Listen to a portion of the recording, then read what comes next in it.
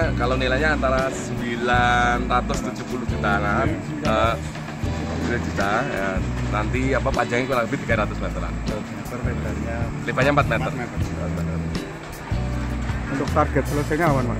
Ini 3 hari selesai. Harus selesai, harus. Ya. Ini dia budget selesai. 3 hari ke depan ya? Iya.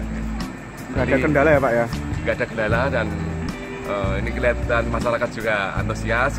Kita tutup total, mereka tidak protes. Mereka juga mendukung dengan adanya perbaikan ini.